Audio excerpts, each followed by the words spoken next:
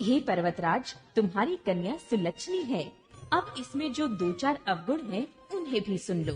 गुणहीन, मानहीन, माता पिता विहीन, उदासीन, संयमहीन, लापरवाह, योगी, जटाधारी, निष्काम हृदय, नंगा और अमंडल वेश वाला, ऐसा पति इसको मिलेगा। इसके हाथ में ऐसी ही रेखा पड़ी है। नारद मुनि की वाणी सुनकर और उसको हृदय में सत्य जानकर पति पत्नी हिमवान और मैना को दुख हुआ और पार्वती जी प्रसन्न हुई। नारद जी ने भी इस रहस्य को नहीं जाना, क्योंकि सबकी बाहरी दशा एक सी होने पर भी भीतरी समझ भिन्न भिन्न थी।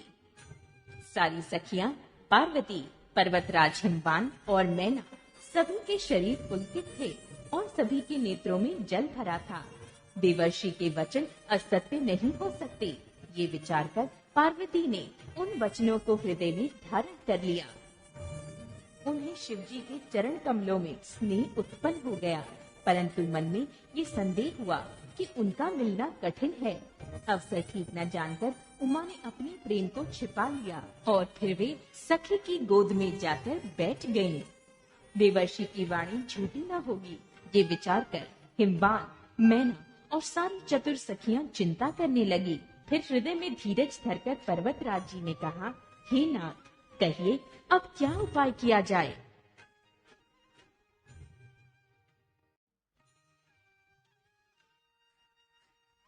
मुनीश्वर ने कहा, हे हिमवान, सुनो, विधाता ने ललाट पर जो कुछ लिख दिया है उसको देवता, दानव, मनुष्य, नाग और मुनि कोई भी नहीं मिटा सकता। तो भी एक उपाय मैं बताता हूँ, यदि दैव्य सहायता करे तो वो सिद्ध हो सकता है। उमा को वर तो निस्संदेह वैसा ही मिलेगा जैसा मैंने तुम्हारे सामने वर्णन किया है, परंतु मैंने वर के जो जो दोष बतलाए हैं, मेरे अनुमान से वे सभी शिवजी में हैं। यदि शिवजी के साथ विवाह हो जाए तो दोषों को भी सब लोग गुणों के समान ही कहेंगे। जैसे विष्णु भगवान शेषनाग की शैया पर सोते हैं, तो भी पंडित लोग उनको कोई दोष नहीं लगाते। सूर्य और अग्निदेव अच्छे बुरे सभी रसों का भक्षण करते हैं, परंतु उनको कोई बुरा नहीं कहता।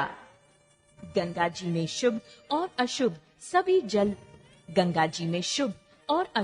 सभी जल बहता है, पर कोई उन्हें अपवित्र नहीं कहता। सूर्य, अग्नि और गंगा जी की भांति समर्थकों को कुछ दोष नहीं लगता। यदि मूर्ख मनुष्य ज्ञान के अभिमान से इस प्रकार होड़ करते हैं, तो वे कल्प भर के लिए नरक में पड़ते हैं। भला कहीं जीव भी ईश्वर के समान सर्वथा स्वतंत्र हो सकता है? गंगा जल से भी बनाई हुई मदिरा को जानकर संत लोग कभी उसका पान नहीं करते, पर वही गंगा जी में मिल जाने पर जैसे पवित्र हो जाती है, ईश्वर और जीव में भी वैसा ही भेद है। शिव जी सहज ही समर्थ हैं, क्योंकि वे भगवान हैं, इसलिए इस विवाह में सब प्रकार कल्याण है। परंतु महादेव जी की आराधना बड़ी कठिन है, फिर भी क्लेश तप करने से वे बहुत जल्द संतुष्ट हो जाते हैं। यदि तुम्हारी कन्या तप करे तो त्रिपुरारी महादेव जी होनहार को मिटा सकते हैं। यद्यपि संसार में वर अनेक हैं, पर इसके लिए शिव जी को छोड़कर दूसरा वर नहीं है। शिव जी वर देने वाले, शरणागतों के दुखों का नाश करने वाले, कृपा के समुद्र और सेवकों के मन को प्रसन्न करने वाले हैं। शिव जी की आराधना किए बिना करोड़ों योग और जप करने पर भी वांछित फल नहीं मिलता। ऐसा कहकर भगवान का स्मरण करके नारद जी ने पार्वती को आशीर्वाद दिया और कहा कि हे पर्वतराज, तुम संदेह का त्याग कर दो, अब ये कल्याण ही होगा। यूं कहकर नारद मुनि ब्रह्मलोक को चले गए। अब आगे जो चरित्र हुआ उसे सुनो। पति को एकांत में पाकर मैना ने कहा, हे नाथ, मैंने मुनि के वचनों का अर्थ नहीं समझा। जो हमारी कन्या के अनुकूल घर, वर और कुल उत्तम हो तो विवाह कीजिए, नहीं तो लड़की चाहे कुमारी ही हो, मैं अयोग्य वर के साथ उसका विवाह नहीं करना चाहती।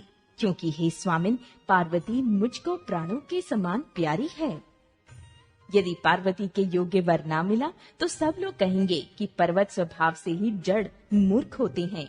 हे स्वामी, इस बात को विचार कर ही विवाह कीजिएगा, जिसमें फिर पीछे हृदय में संताप ना हो।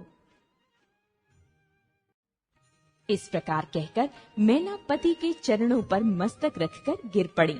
तब हिमवान ने प्रेम से कहा, चाहे चंद्रमा में अग्नि प्रकट हो जाए, पर नारद जी के वचन झूठे नहीं हो सकते।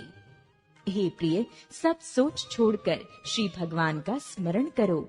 जिन्होंने पार्वती को रचा है वे ही कल्याण करेंगे। अब यदि तुम्हें कन्या पर प्रेम है तो जाकर उसे ये भिक्षा दो कि वो ऐसा तप करे जिससे शिव जी मिल जाएं। दूसरे उपाय से ये क्लेश नहीं मिटेगा। नारद जी के वचन रहस्य से युक्त और सकारण हैं, और शिव जी समस्त सुंदर गुणों के भंडार हैं। ये विचार कर तुम मिथ्या संदेह को छोड़ दो। शिव जी सभी तरह से निष्कलंक हैं। पति के वचन सुन मन में प्रसन्न होकर मैना उठकर तुरंत पार्वती के पास गई। पार्वती को देखकर उनकी आंखों में आंसू भर आए। उसे स्नेह के साथ गोद में बैठा लिया, फिर बार बार उसे हृदय से लगाने लगी। प्रेम से मैना का गला भर गया, कुछ कहा नहीं जाता। जग जननी भवानी जी तो सर्वज्ञ ठहरी। माता के मन की दशा को जानकर वे माता को सुख देने वाली कोमल वाणी से बोली, माँ सुन, मैं तुझे सुनाती हूँ। मैंने ऐसा स्वप्न देखा है कि मुझे एक सुंदर गौरव वर्ण श्रेष्ठ ब्रह्मा ने ऐसा उपदेश दिया है। हे पार्वती, नारद जी ने जो कहा है उसे सत्य समझकर तू जाकर तप कर। फिर ये बात तेरे माता पिता को भी अच्छी लगी है। तप सुख देने वाला और दुख दोष का नाश करने वाला है। तप के बल से ही ब्रह्मा संसार को रचते हैं, और तप के बल से ही विष्णु सारे जगत का पालन करते हैं। तप के बल से ही शंभु रुद्र रूप से जगत का संहार करते हैं, और तप के बल से ही शेष जी पृथ्वी का भार धारण करते हैं। हे भवानी, सारी सृष्टि तप के ही आधार पर है। ऐसा जी में जानकर तू जाकर तप कर। ये बात सुनकर माता को बड़ा अचरज हुआ, और उसने हिमवान को बुलाकर वो स्वप्न सुनाया। माता पिता को बहुत तरह से समझाकर बड़े हर्ष के साथ पार्वती जी तप करने के लिए चली।